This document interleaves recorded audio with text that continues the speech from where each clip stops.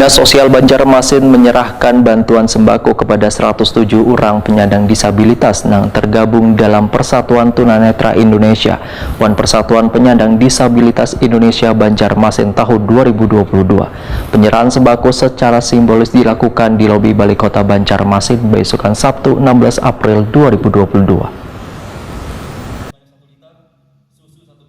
Dinas Sosial Banjarmasin menyerahkan bantuan sembako kepada 107 orang penyandang disabilitas yang tergabung dalam Persatuan Tunanetra Indonesia atau Pertuni Wan Persatuan Penyandang Disabilitas Indonesia PPDI Banjarmasin tahun 2022. Penyerahan sembako secara simbolis dilakukan di lobi Balai Kota Banjarmasin, Jalan R.E. Marta Dinata, Banjarmasin Tengah, besokan Sabtu 16 April 2022.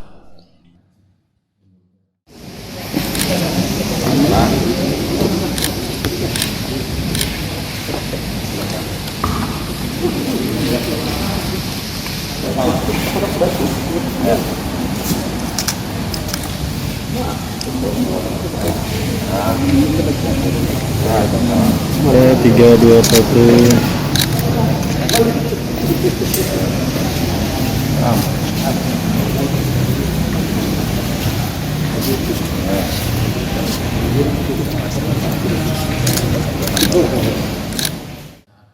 Wali Kota Banjarmasin Ibnu Sina Takuni Prima TV memedahkan paket yang diserahkan diantaranya baras, minyak lamak, gula pasir, teh wan susu kaleng. Ibnu Sina berharap paket sembako ini dapat bermanfaat di bulan Ramadan ini. Hari ini kita memberikan bantuan sembako untuk teman-teman penyandang disabilitas, baik yang PPDI dan Pertuni dan juga organisasi lainnya, secara simbolis. Nanti akan diserahkan langsung kepada yang bersangkutan, dan ini secara rutin memang sudah disiapkan oleh Dinas Sosial Kota Banjarmasin.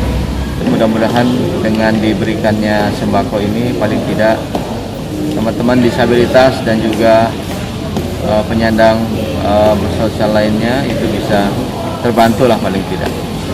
Dan terima kasih kepada Dinas Sosial Kota Banjarmasin yang sudah menyiapkan, dan ini mereka terdaftar di dalam DTKS, data terpadu kesejahteraan sosial.